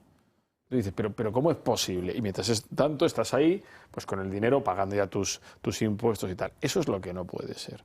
Entonces, por un lado, los casos estos que vemos provocan que los propios funcionarios se mojen mucho menos, tomen menos decisiones y no se compliquen la vida, y allá tu problema, pero, chico, hola, yo tengo un caso muy próximo, una persona que pide se acoge al tema de las ventanas, esto que te daban, no sé si era la Comunidad de Madrid o el Ministerio de tal, por cambiar las ventanas y poner estas Climalit, y resulta que por 300 euros lleva 2 años y medio esperando los 300 euros de... Claro, chicos, es que no puede ser. Sí, pero otra cosa que a mí me deja muy asombrado, y probablemente voy a decir una estupidez, no me preocupa, porque suelo decir bastantes durante el día, pero la gente que tiene, por ejemplo, que en Madrid es muy típico, que la gente que no vive en Madrid vive en las afueras, en una ciudad de estas de 15, 20.000 habitantes, donde tiene un chalecito, y en el chalecito resulta que tiene una parcela pequeñita, o no tan pequeñita, y tiene un puñetero árbol, como quiera cortarlo, va bien arreglado.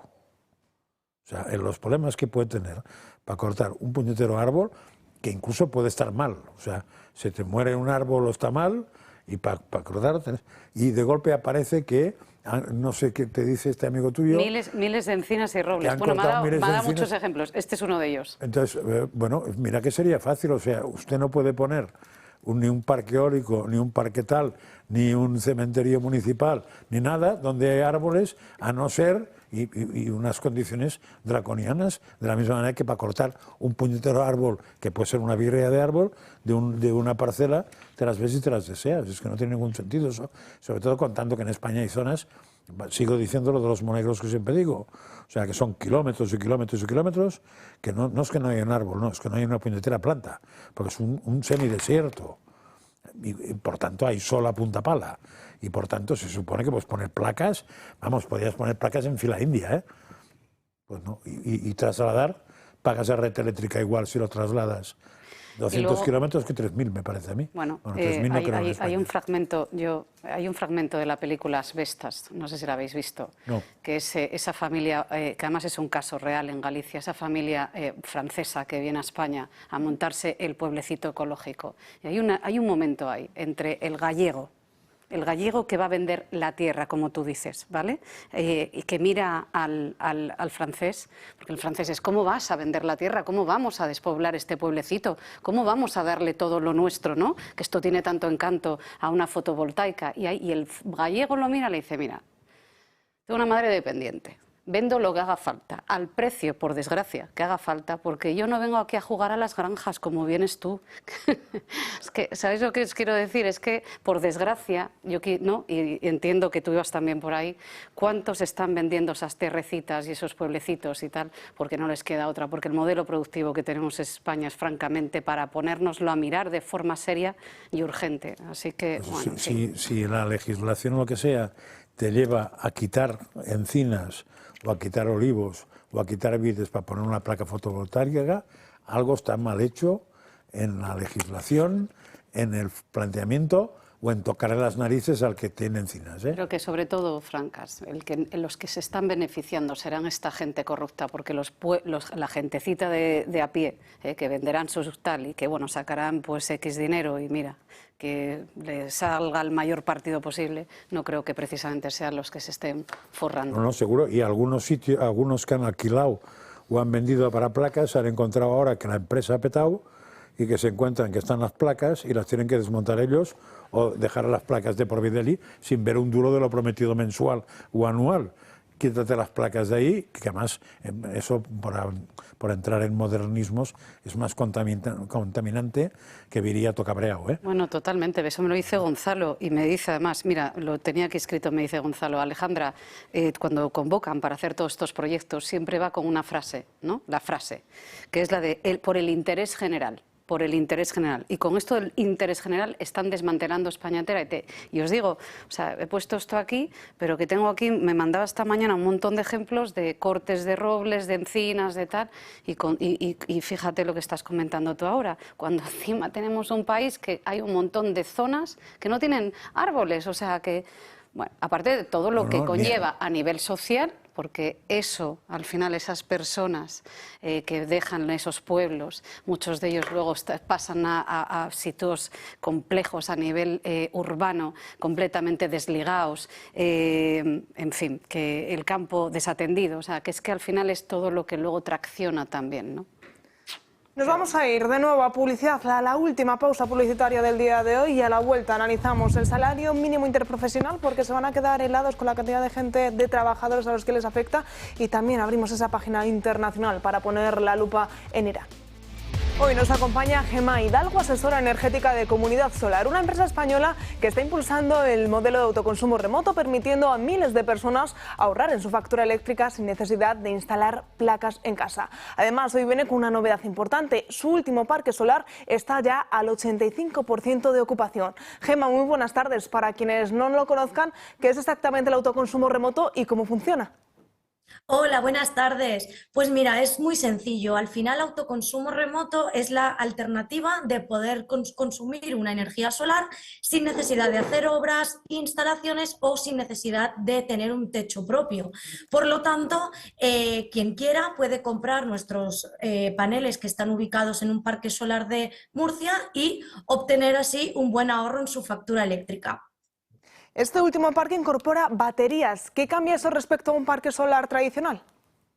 Muchísimo, porque parte de la energía generada en horario solar podemos transportarla, trasladarla hacia las horas de tarde y noche, por lo tanto, obtener así un mayor porcentaje de ahorro al poder consumir también energía propia por la noche. Nos comentabas además que este parque está ya al 85% de ocupación. ¿Qué significa esto para todas aquellas personas que nos están viendo? Pues que todavía tienen opción de poder unirse a un parque solar, de poder obtener durante 40 años un buen ahorro en factura, y además, como novedad, tenemos un descuento directo de un 5% para todos los oyentes del Toro TV. Pues como siempre, Gemma, muchísimas gracias por atendernos, por contarnos y por esos descuentos para todos los telespectadores. Muchísimas gracias. Hasta luego. Y de Comunidad Solar pasamos al club de amigos, que tiene novedades que contarnos.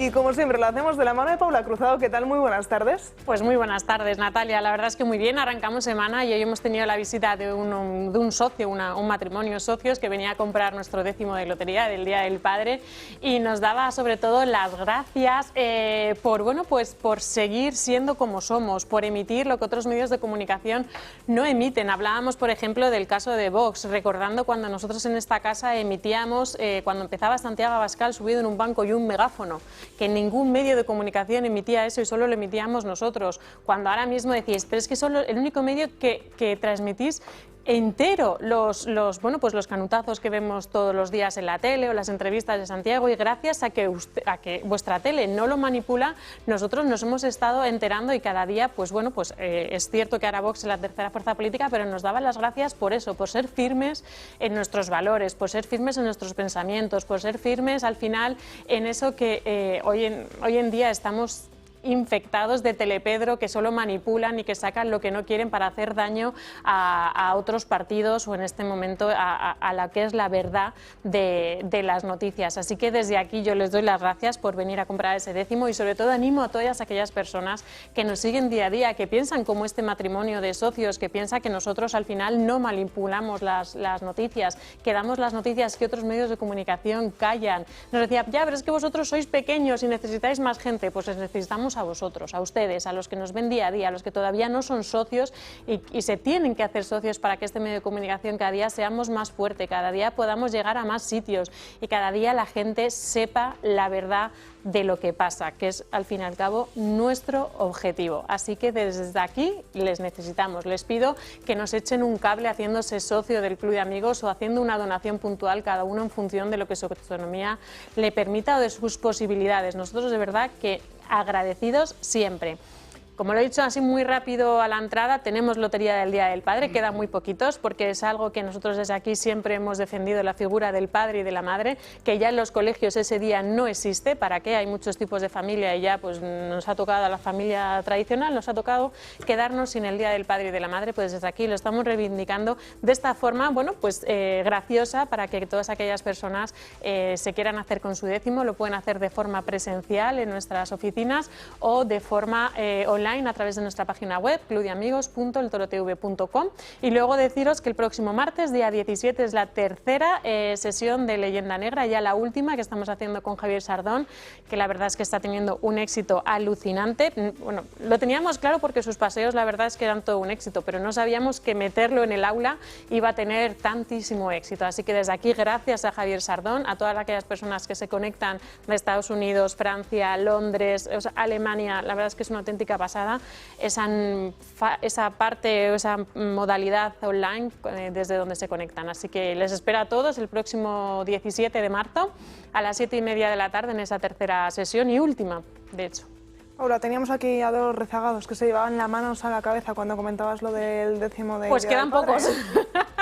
Porque ya sabéis que los décimos aquí vuelan, quedan pocos, se pueden adquirir a vosotros en la recepción de nuestras oficinas, lo pueden ustedes adquirir, o si no se quieren mover de casa o viven lejos, lo pueden hacer a través de nuestra página web, que es muy sencillo, que ya lo tienen, ya están como registrados porque ya han comprado la lotería de Navidad, así que es muy sencillo. Y para cualquier duda, de verdad que no lo duden, llamen al teléfono del Club de Amigos, que mi compañera Olga o Ana o yo les atenderemos, la verdad es que encantados.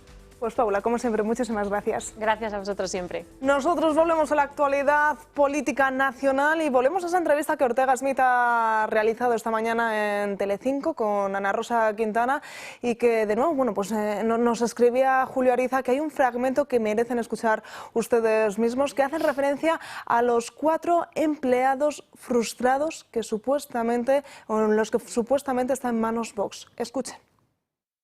Todos aquellos que estábamos por toda España con él, apoyándole, no con él. A ver, perdona una cosa porque bueno, es que ¿quiénes son los 4? Perdóneme, esto no porque es un está diciendo partido, los cuatro, pero no dice quiénes son los 4. Yo creo que son absolutamente conocidos, son personas que no ha votado nadie y son personas... Pero de un nombre. Bueno, creo que ha salido publicado y es cuestión de mirar un poquito a la prensa, saben ustedes todos quiénes son, ¿no? Empresarios fracasados, profesionales de 3 al cuarto que nunca han sido capaces de ganarse la vida ni tener 2 duros, esa es la realidad, son gente frustrada absolutamente. ¿Pero quién es? Pero me llama usted mucho... lo sabe perfectamente. Pero de nombre, señor... Como periodista lo sabe perfectamente. No lo sabe. Y yo no he venido aquí a hacer una batalla personal contra nadie. Si tiré a la piedra no es que... No, lo que vengo a hablar es de un modelo. Tira la piedra y esconde la mano, hace referencia a 4 empresarios, pero no dice nombres. Eso se lo han dicho, en la propia tertulia han dicho que tiraba la piedra. ¿Ah, sí? Y mira, al la final mano. estamos interconectados es que los parece periodistas. que es evidente, ¿no? O sea, yo puedo decir que tengo 2 amigos que son muy importantes en el gobierno, pero que roban y matan cada mañana y que además no sé qué, y que además no sé, y me quedo tan ancho. ¿Y quiénes son? Miren la prensa. Que cada uno saque... Claro, con ese sistema puedo meterme con el que quieras y quedarme tan ancho, porque claro, con no decir nada, simplemente voy a insinuar. Cuando no, esos aliantes no tienen nada que ver, ¿eh?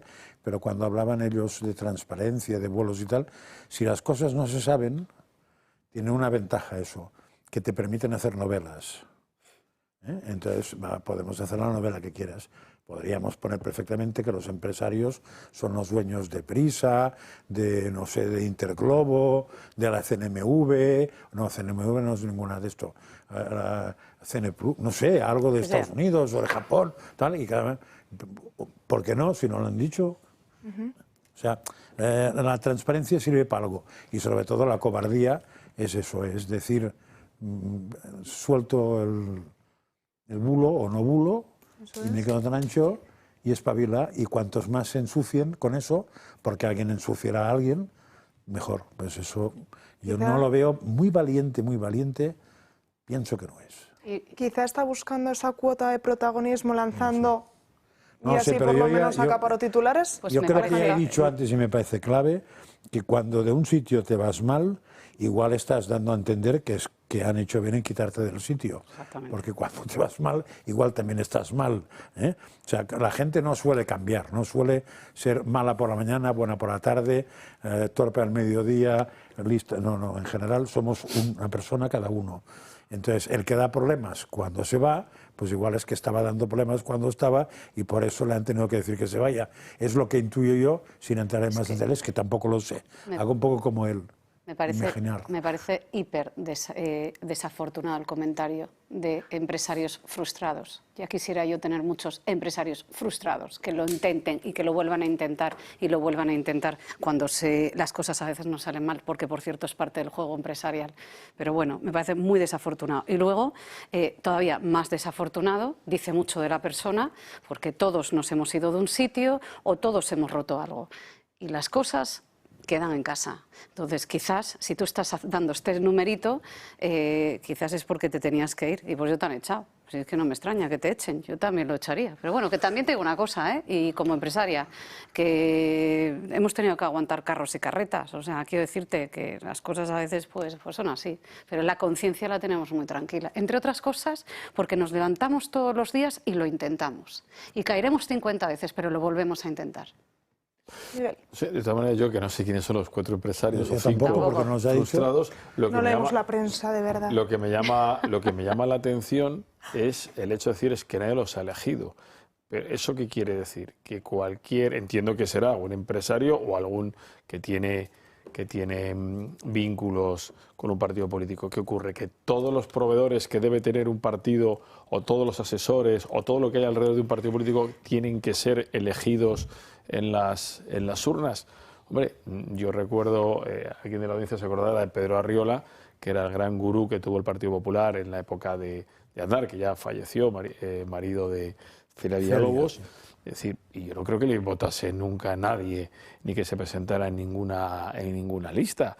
Yo creo que algunos de los sociólogos que hay en el panorama empresarial español y que están apoyando a partidos políticos, están colaborando o venden sus servicios, obviamente, a un partido político, no los ha elegido nadie. Yo creo que el hecho de que te hayan elegido o no te hayan elegido no invalida tu capacidad de análisis para ofrecer tus servicios, porque entonces lo que estaríamos de nuevo es en un proceso absolutamente endogámico, que solo los elegidos para la gloria, solo los que fueran elegidos en unas elecciones y todos los demás pasan a ser una casta inferior, ¿no? Estarían los sacerdotes y luego el pueblo llano. Entonces por eso los sacerdotes iban al Santo Santorum, ¿verdad? Y ahí no entraba el pueblo. Y se supone que el que manda en un partido, al menos oficialmente, si se deja mandar por otro será porque quiere. Y una vez quiere, asume lo que le diga, el que le diga. Si lo asume como propio, es propio y manda el electo igual. Porque si no, no es lo que dices tú, o sea, no habría asesoramiento de nadie para nada. Claro, ¿no? Porque la responsabilidad al final ¿de quién es? A mí me hace mucha gracia. El que pone la cabeza. No en este caso en general, no, sus asesores, pero sus asesores, está usted presuponiendo que quien escucha a sus asesores es tonto y que solo es como una marioneta, ¿no? Tú escuchas, analizas, coges, pero la decisión la tomas tú y la cara que parten es el de él o el de ella, no el de los asesores, que su labor es presentar. La cara que parten o la que va a juicio. Sí, pero lo mismo que le está pasando a Pedro Sánchez, a Trump o a cualquier jefe de Estado o presidente del gobierno que tiene unos equipos y la decisión la tomas tú en función de las informaciones que te dan. ¿La culpa le tienen tus asesores? No, la culpa la tienes tú. Que confías o no confías, escuchas o no escuchas, pero tomas la decisión. Entonces, todas estas cosas de teoría de la conspiración, pues, hombre, no sé. Es una pereza tremenda. Cambiamos de tema, cambiamos de asunto y vamos con un dato sorprendente, porque el 37% de los trabajadores españoles cobran el salario mínimo interprofesional o incluso menos. Marian Vallejo nos amplía esta información.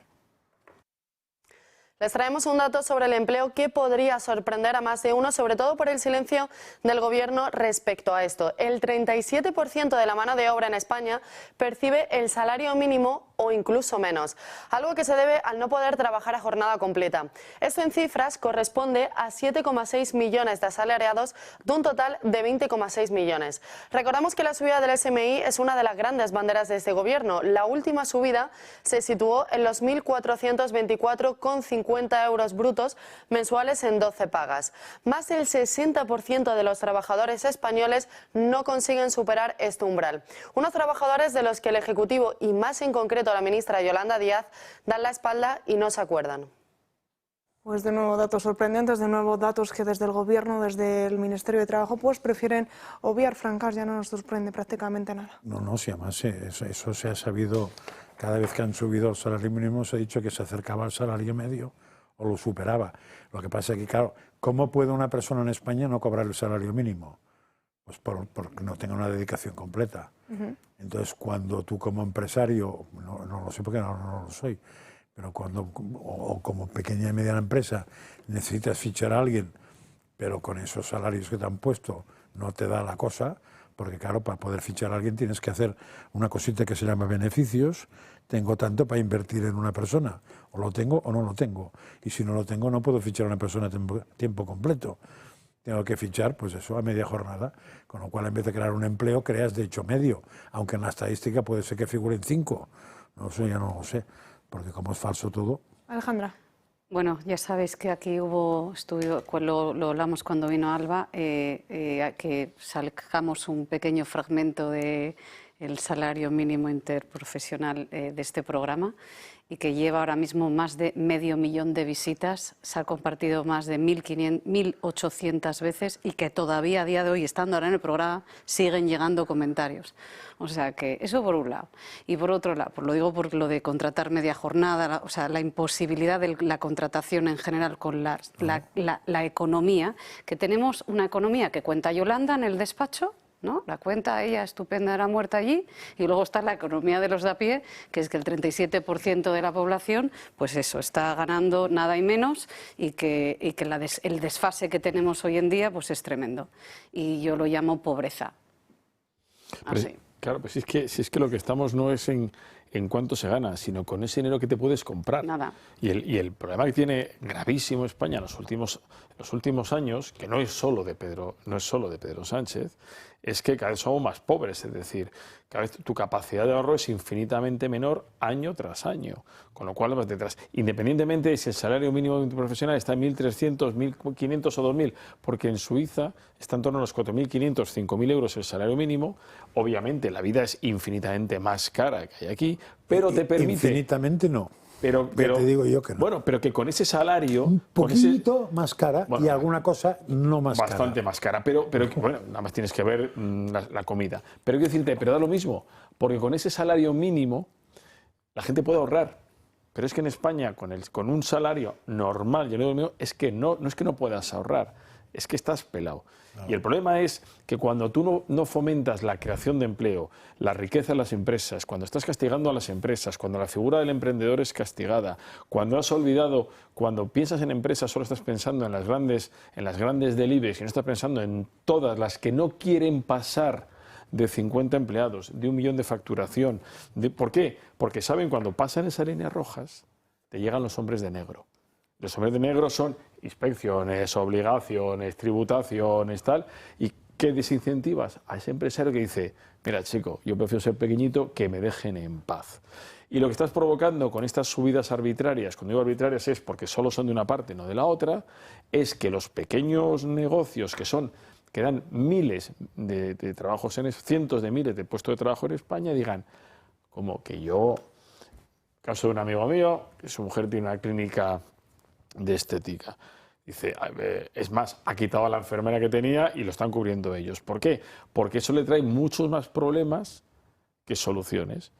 Y entonces dices que no puedo, porque al final, y no olvidemos que ahora hay un fenómeno que ha aparecido y que no se está atajando, que es el absentismo. Bueno. O sea, esa clínica que de repente tienes una situación de absentismo, que es diferente de una baja, que eso es otro tema.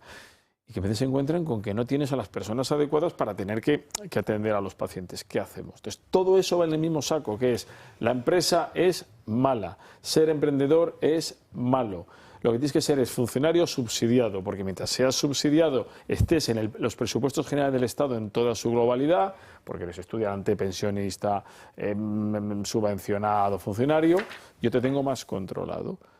¿Eso que acaba sumando? Pobreza.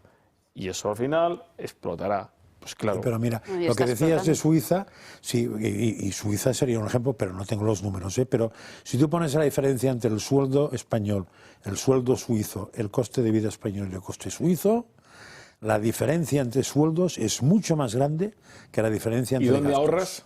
En Suiza. Sí, sí, y que la diferencia de gastos, porque será más caro, pero no es tanto más caro como cobran. Correcto. Pero bueno, que nosotros lo hemos hablado también muchas veces, que estamos en un momento, vamos a ponerlo en positivo, venga, un segundo, no sé cómo, pero lo vamos a intentar.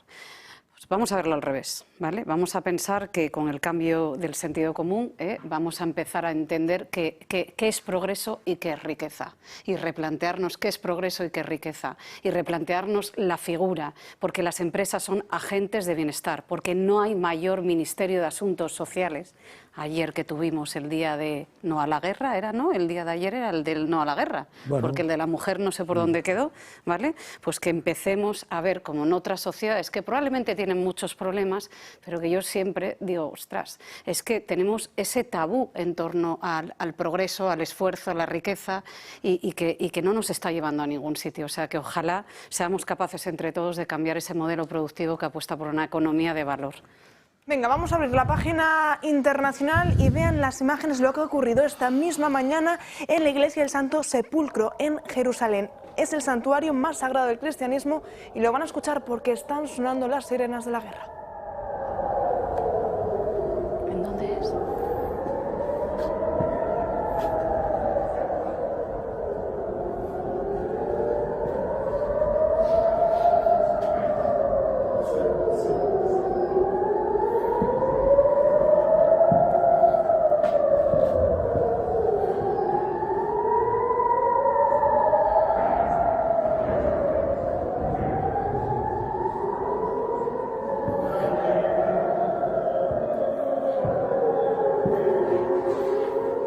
Como consecuencia, ya saben, se cumplen 10 días de que estallase ese conflicto bélico entre Estados Unidos, Israel e Irán. Vamos a conocer la última hora, todo lo que ha sucedido en el día de ayer, entre ayer y hoy, porque Irán ya tiene sucesor.